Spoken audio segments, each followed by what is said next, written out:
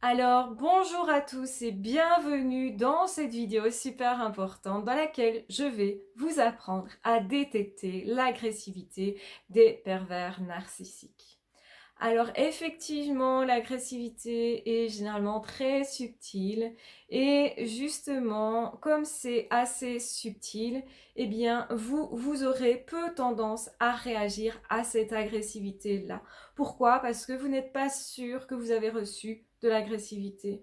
Et du coup, chez vous, votre réaction, ça va être un état de sidération, un état de non-réaction, justement parce que vous ne savez pas ce qu'il y a vraiment derrière ce message, vous ne savez pas l'interpréter, vous êtes dans un état de brouillard où effectivement l'autre, le pervers narcissique, a brouillé les pistes par rapport à son message. Et donc ce qui se passe, c'est que vous dites, je ne sais pas ce que cette personne veut me dire, du coup je ne sais pas comment réagir. Du coup, généralement, vous n'allez pas réagir du tout, c'est l'état de sidération. Et ce qui va se passer, c'est qu'ensuite, vous allez vous reprocher de ne pas avoir réagi à l'agressivité. Donc, première chose, stop à la culpabilisation. Vous n'êtes pas responsable justement de ça parce que c'est un piège qu'on vous a tendu. Je vais vous expliquer justement 10 situations dans lesquelles, donc des situations courantes, dans lesquelles justement les pervers narcissiques vont vous agresser et vont créer cet état de sidération. Et je vais expliquer comment ils vont créer ça justement. Alors, petite parenthèse, quand je parle des pervers narcissiques, je parle autant des hommes que des femmes, puisqu'il y en a dans les deux sexes, et aussi si le pervers narcissique, homme ou femme, est intelligent ou plus intelligent que la moyenne, généralement, l'agressivité va être davantage subtile et ça veut dire que vous, en tant que victime, vous aurez plus tendance à ne pas réagir, plus tendance à être dans cet état de sidération. Et vous allez vous poser la question après, mais pourquoi je n'ai rien dit? Pourquoi je n'ai pas pris conscience avant? Pourquoi je n'ai pas réagi? Pourquoi je n'ai pas dit non? Et parfois, on s'en veut énormément de ça. On se sent minable de ne pas avoir dit non. En réalité, ne soyez pas en train de vous reprocher quelque chose parce que à ce niveau-là, vous êtes juste tombé dans le piège des pervers narcissiques. Première chose, c'est effectivement la situation dans laquelle le pervers narcissique va vous agresser, mais tout en distillant des mots doux, des choses gentilles, des compliments, des valorisations de vous-même. Et donc, vous allez entendre d'une part les valorisations, les compliments, les flatteries, les petits mots doux, la voix peut-être mielleuse, donc le ton qui ne va pas avec l'agressivité justement, et en même temps, ils vont vous agresser subtilement, donc en associant justement un compliment avec un reproche ou quelque chose en tout cas qui pique un peu. Et justement, c'est assez subtil, et plus c'est subtil, et plus vous allez vous dire, je suis pas sûre que c'était agressif. Du coup, je me défends pas. Du coup, je ne sais pas trop bien ce que je dois penser de ce que cette personne vient de me dire. Et on a l'impression que c'est pas très grave. Et justement, c'est comme ça qu'on laisse passer. Et c'est comme ça aussi que le pervers narcissique va se dire, ah, c'est quelqu'un qui ne réagit pas vraiment. Donc, je peux aller plus loin, justement, dans l'agressivité. Et c'est comme ça qu'ils vont augmenter leur agressivité au fur et à mesure. Et c'est pour ça que la relation, en tout cas les contacts avec les pervers narcissiques, vont être de plus en plus compliqués à gérer. D'autant plus que vous allez prendre justement comme réaction, comme comportement habituel, le comportement de ne pas réagir, d'être plutôt dans le j'attends de voir ce qui se passe derrière, j'attends de voir en fait de lire vraiment quelle est l'intention de cette personne. Et tant que vous n'êtes pas sûr de l'intention de cette personne, tant qu'en fait vous n'avez pas conscience que cette personne vous agresse vraiment, eh bien vous n'allez pas réagir. Ce qui va laisser la porte ouverte aux pervers narcissiques pour les agressions futures. Donc ça, c'est quelque chose qu'il faut bien comprendre. Donc ça, c'est le premier exemple, c'est vraiment la flatterie associée à une voix mielleuse, mais en même temps à une remarque désobligeante, dégradante, culpabilisante. Deuxième exemple, on va dire, assez courant, c'est le fait de parler constamment, d'être tout le temps en train de vous rabâcher une idée, de revenir avec quelque chose qui vous inquiète, de parler, donc d'avoir ce qu'on appelle une logorée, donc de parler de façon assez monotone, et toujours de choses négatives. C'est assez agressif en fait, mais on ne détecte pas forcément ça comme une agressivité. La personne semble se plaindre, semble se positionner comme un petit oiseau à aider, un petit oiseau blessé, semble aussi s'étaler sur toute la noirceur du monde, la noirceur de votre situation, de votre couple. Ça peut être aussi par rapport à quelqu'un, un de vos amis par exemple, que vous estimez, eh bien cette personne va prendre un malin plaisir à critiquer cet ami-là, comme s'il avait fait quelque chose de grave, alors qu'en fait, à la base, il n'y a qu'un petit détail. Et on le sait tous, nos relations, elles sont pas parfaites. Donc c'est facile d'aller critiquer votre couple, votre enfant, votre éducation, même votre éducation par rapport à votre chien, pas forcément par rapport à vos enfants. Ça peut être des choses aussi ridicules que ça, mais vous allez vous sentir d'une certaine façon agressé, parce que ce qui est remis en cause, c'est votre manière d'être et de faire. Et justement, ce que visent les pervers narcissiques, c'est ne pas vous laisser être qui vous êtes, ne pas vous laisser dans des comportements fluides. En fait, après ça, vous allez vous poser des questions sur votre éducation, sur votre manière d'être, de vous comporter avec les autres, sur vous-même, sur votre vie. Tiens, serais-je un peu trop seule? Ou serais-je dans de mauvaises relations? Ou ne serais-je pas capable de choisir mon boulot? Ou de choisir ce que je dois faire, ou de prendre des décisions? Ne serais-je pas suffisamment adulte? Vous allez vous poser plein de questions suite à ces petites remarques-là. Et c'est bien la preuve qu'il y a eu une agression. Si vous vous sentez que vous êtes perturbé après avoir vu une personne, eh bien sachez que probablement cette personne, d'une certaine façon, vous a agressé et que c'est donc une personne toxique. Donc ça, c'est le deuxième exemple. Troisième exemple, c'est le fait de faire des comparaisons avec une autre personne. C'est par exemple quelqu'un qui va vous dire « Oh, regarde cette actrice-là à la TV, elle est tellement plus jolie que toi. » Ou bien « Cette voisine-là, elle sait tellement mieux se maquiller que toi ou s'habiller que toi. » Donc, ce sont des comparaisons faites par exemple sur les apparences, mais ça peut être aussi, par exemple, votre père pervers narcissique va vous comparer avec un autre enfant qui réussit mieux à l'école ou qui réussit mieux dans le sport. Sous-entendu, tu vois comme t'es nul, tu vois comme toi, tu ne réussis pas. D'ailleurs, beaucoup y arrivent, mais pas toi.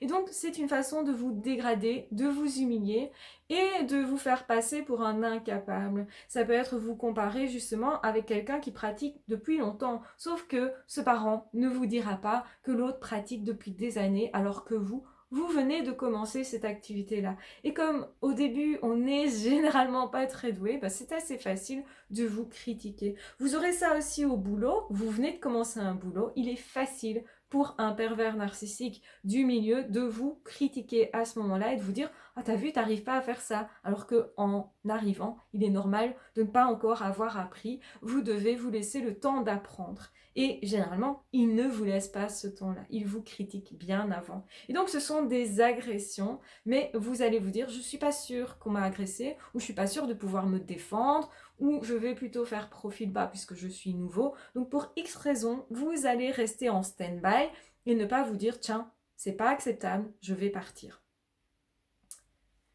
Donc n'oubliez jamais que les pervers narcissiques, ils visent surtout le fait que vous soyez en train de vous laisser faire et de ne pas vous défendre. Donc ils visent votre soumission, on va le dire clairement. Alors, quatrième chose, c'est quand l'agressivité, elle se porte.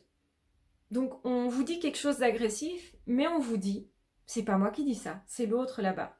Ou c'est un tel qui l'a dit. Donc on fait parler quelqu'un d'autre. Donc c'est ce que font les pervers narcissiques. Ils vont utiliser soi-disant un truc qui est un tout petit peu vrai, que quelqu'un aurait dit, pour sous-entendre que cette personne ne vous aime vraiment pas ou a dit des choses plus graves que ça. Et donc, non seulement ça crée les conflits, ça vous empêche de vous lier avec d'autres personnes, mais en plus, vous allez vous croire réellement que ce qui a été dit est vraiment aussi grave. Et donc, c'est hyper agressif, sauf que comment pourriez-vous vous défendre puisque vous n'êtes pas censé avoir en face de vous la personne qui vous agresse? C'est pas moi qui ai dit. Donc, c'est vraiment le côté, ce n'est pas moi qui ai dit ça, c'est l'autre qui l'a dit. Et par rapport à ça, bah, c'est compliqué de se défendre. Donc comment dire, quand on n'a pas en face de soi la personne, je ne suis pas d'accord avec ce que tu dis, ou demander des explications. Et donc justement, Comment remédier à ça? C'est aller trouver la personne qui soi-disant a dit quelque chose et lui dire écoute, je suis pas d'accord avec ce que tu as dit, est-ce que tu as vraiment dit ça?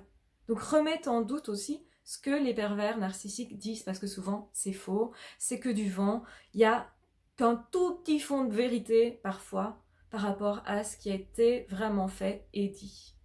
Donc le but c'est évidemment que vous n'ayez pas le culot d'aller trouver cette personne-là, ils ne s'attendent pas à ça en fait, hein. Donc ayez du culot justement.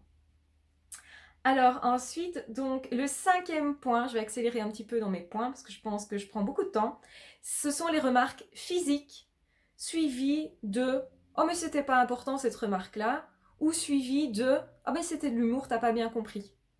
Donc c'est une petite remarque qui va vous piquer. Généralement là vous allez réagir, mais l'autre va vous répondre « Ah t'as mal compris » ou « Tu as mal interprété » ou « Tiens tu me prêtes de mauvaises intentions, qu'est-ce que tu as ?» Ne prends pas ça comme ça, c'est une petite remarque et c'est pas important. Ou au contraire, tu devrais avoir de l'humour, c'est parce que t'as pas compris que c'était de l'humour. Donc c'est de ta faute, sous-entendu. Et donc ça, c'est quelque chose de très très très régulier qu'on retrouve dans l'agressivité des pervers narcissiques. Agressivité qui, je le rappelle, est subtile. Alors, ce qu'ils vont faire aussi, c'est sur un ton de reproche, on vous dit des choses qui sont pas forcément des reproches, mais il y a une agressivité, une colère que vous percevez dans les mimiques faciales et dans le ton.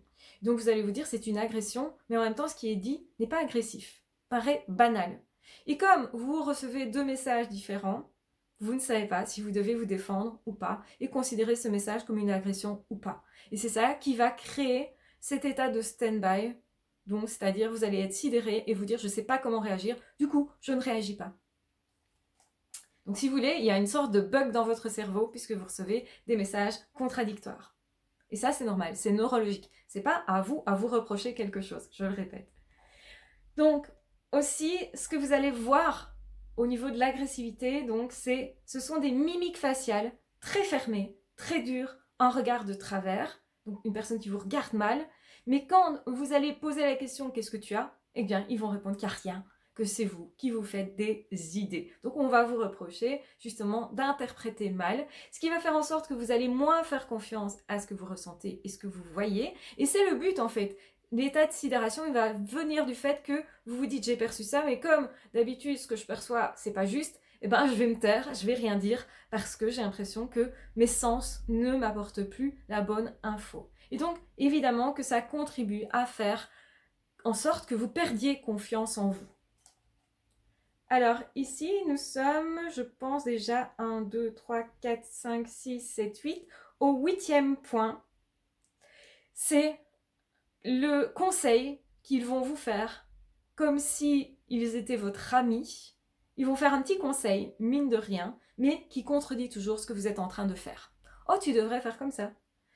Et le petit conseil peut être aussi, tu devrais te laisser faire par rapport à un autre pervers narcissique ou quelqu'un qui vous agresse. Donc méfiez-vous de ça, parce que c'est une agressivité qui est très subtile, et si vous vous défendez de ça, la personne va vous dire « Mais en fait, je suis ton ami, moi j'essaye de t'aider en fait. » Et donc évidemment que l'apparence d'aide que ça a est assez déroutant et vous empêche de réagir et justement de vous défendre face à l'agressivité. Comment réagir à quelqu'un qui a l'air si bienveillant alors qu'en fait cette personne quelque part vous dit quelque chose qui va vous perturber pendant plusieurs heures, voire plusieurs semaines, plusieurs jours après justement ce dialogue-là. Donc c'est une façon de repérer une personne toxique. Si ça continue de vous perturber pendant longtemps, que vous commencez à ruminer, eh bien là, attention, vous êtes peut-être dans quelque chose de toxique. Une autre façon de vous agresser qui est très courante, c'est le fait d'être intrusif, de venir dans votre intimité, de rentrer dans la salle de bain quand vous êtes en train de vous laver ou en train d'être aux toilettes. Donc rentrer dans votre intimité de façon intrusive. Ça peut être au boulot aussi, par exemple, venir mettre son nez au-dessus de votre travail quand vous travaillez. Vous faire une remarque sur ce que vous êtes en train de regarder à l'ordinateur. Vous allez vous sentir épié et c'est à peine intrusif. Quand je dis ça, c'est ironique, c'est la personne, c'est le voisin par exemple, qui est collé derrière vos vitres et qui vous épie et qui regarde tout ce qui se passe et qui commente ce que vous êtes en train de faire. Et évidemment, les commentaires vont être « Ah bah ce que tu fais, c'est pas bien ». Sous-entendu, toi, tu ne devrais pas te laisser vivre, te laisser être. C'est vous. En fait, ça vous empêche d'être qui vous êtes. Ça vous empêche d'être justement détendu. Et vous allez sentir une certaine pression un stress de ce fait-là. Et c'est une agressivité. Le stress montre que vous êtes face à une agressivité. Donc ça aussi, ça devrait vous permettre de détecter l'agressivité. Alors, l'avant-dernier point, mais je vais vous donner un bonus déjà. L'avant-dernier point, c'est de vous faire échouer quoi que vous fassiez, quoi que vous soyez en train de dire. Donc, de dire systématiquement que c'est votre faute, que vous n'auriez pas dû faire comme ça, etc. Et c'est vous amener à échouer par rapport à ce que vous faites. Donc, c'est-à-dire, c'est ne pas vous donner les bonnes infos pour réaliser un travail, c'est justement ne pas vous dire, ne pas vous tenir informé que quelque chose a changé et que donc vous ne devriez pas faire ça, que ce qui est attendu par le chef par exemple c'est autre chose. Et ça va être pareil, c'est vous pointer du doigt, ah t'as vu, t'as raté là, parce qu'en fait ils ont tout fait pour que vous vous retrouviez dans des conditions qui soient différentes de votre entraînement, de ce que vous aviez prévu. Donc ça peut être le sport par exemple, vous vous retrouvez dans une autre équipe, vous vous retrouvez avec d'autres personnes, ce que vous avez étudié n'est pas juste, par exemple sur un terrain de foot, vous allez vous retrouver à un autre endroit sur le terrain, ce qui va vous perturber, ça va vous désavantager. Eh bien, c'est ce qu'ils vont faire, essayez toujours de vous désavantager ou ne pas vous donner les bonnes heures d'un rendez-vous pour que vous soyez en retard, des choses comme ça, ce sont des choses courantes qui vous empêchent en fait d'avoir une vie épanouie aussi. Ça peut être dans l'intimité justement, ne pas vous dire qu'il y avait un mariage, qu'il y avait une fête, justement, peut-être on leur a passé un message et ils ne vous ont pas transmis le message familial, donc vous ne saviez pas qu'il y avait une fête d'anniversaire. Du coup, comme vous n'avez pas été là, ben les autres vont interpréter peut-être ça comme étant elle n'avait pas envie d'être là et donc c'est grave pour la famille. Donc évidemment, ils vont prendre quelque chose qui a un impact assez conséquent, sinon ce ne serait entre guillemets pas drôle, c'est ironique aussi bien entendu. Et alors, le dernier point sur lequel je voulais insister, qui est très courant chez les pervers narcissiques et qui est une agression qui est de taille, mais qui est cachée à nouveau, donc toutes les agressions ici sont des agressions cachées, vous l'aurez remarqué, eh bien c'est le fait de vous faire faire, en fait de faire comme si vous étiez encore un enfant, de faire comme si vous ne saviez pas faire tout seul, de faire comme si vous n'êtes pas autonome, et de vous reprocher en fait. Donc ce sont des personnes qui vont faire comme si leur présence était nécessaire par exemple, qui vont rappeler des anecdotes de votre enfance, qui vont vous humilier d'une certaine façon en disant « Ah ben tu sais quand t'étais petite t'as fait ça ». Mais c'est des trucs qu'on fait quand on est petit mais qu'on n'a pas forcément envie que ça soit rapporté comme ça au devant de la scène parce que généralement c'est fait en public, hein. C'est-à-dire que là vous ne savez pas vous défendre.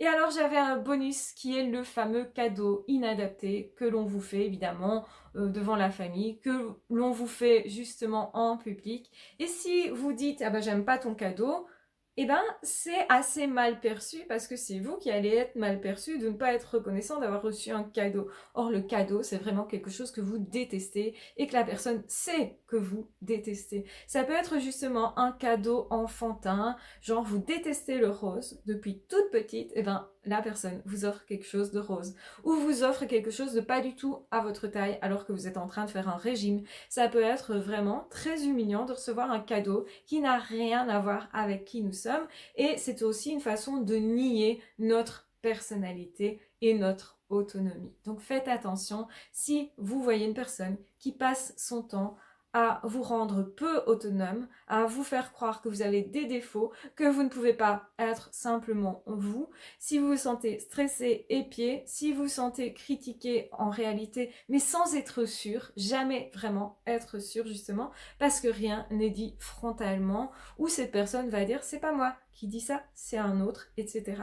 Donc là, vraiment faites attention. Ce sont vraiment des techniques souvent utilisées par les pervers narcissiques pour vous agresser. Est-ce que maintenant, vous savez mieux voir où se trouvent les agressions des pervers narcissiques? J'espère qu'avec cette vidéo, vous percevez beaucoup plus clairement de quoi il s'agit quand on parle des agressions subtiles, du fait que les pervers narcissiques vous mettent dans un brouillard et que finalement, vous ne savez même plus si vous pouvez faire confiance à vos sens et vous ne savez même plus comment réagir. Et donc, vous êtes constamment dans un état de sidération avec justement cette habitude finalement de ne plus agir, de ne plus réagir, de ne plus prendre de décision et de vous laisser faire, en fait, d'être dans un état plutôt de soumission. Donc, attention à tout ça. J'espère que cette vidéo vous aura beaucoup aidé. Je pense qu'elle est de qualité, en tout cas au niveau des infos. C'est super important de prendre la peine de se dire, tiens, est-ce que j'ai vécu ça avec cette personne? Ça vous aidera à détecter les personnes toxiques pour vous et ça vous permettra aussi de savoir que 1. Il faut garder sa personnalité. 2. Cesser de se culpabiliser. 3. C'est normal que vous n'avez pas réagi. Vous êtes simplement un être humain. Et c'est au niveau neurologique que ça s'explique. Vous avez reçu des infos contradictoires et c'est pour ça que vous n'avez pas su réagir. Donc, ce n'est pas vous. Vous êtes toujours la personne autonome. Vous êtes toujours la personne lumineuse que vous étiez avant. Vous pouvez retrouver tout ça. C'est super important. Donc, s'il vous plaît, soyez vigilants, mais surtout, soyez heureux. Restez vous-même et dégagez-vous de l'emprise de ces personnes toxiques. Changez de boulot, changez de milieu de vie, changez de couple, changez ce que vous devez changer dans votre vie quand vous ressentez que ce n'est pas adapté à vous et pas respectueux pour vous. Vous avez le droit de vivre des relations épanouissantes et justement qui ne sont pas dans l'agressivité. Donc effectivement, soyez heureux et soyez heureux à tout niveau. Vous y avez droit, tout simplement. Vous avez droit au bonheur et à tout niveau. Donc dans le couple, dans la famille, au niveau de vos relations professionnelles aussi. Donc soyez heureux, c'est important. Voilà, je vous embrasse bien fort, je vous aime très fort. Prenez bien soin de vous et de toute façon, on se retrouvera très vite dans d'autres audios ou dans d'autres vidéos. Vous pouvez aussi vous pouvez aussi retrouver du contenu sur mon autre chaîne YouTube qui s'appelle Une psy à la maison. Je vous laisse visiter également cette chaîne. Vous pouvez également vous abonner, commenter et dites-moi de quoi vous avez besoin, quelles sont les questions qui vous tournent dans la tête et qui vous empêchent d'avancer. Je pourrais peut-être vous donner des réponses, des techniques pour justement pouvoir vous débloquer et avancer. Donc prenez bien soin de vous. À ciao, bye bye!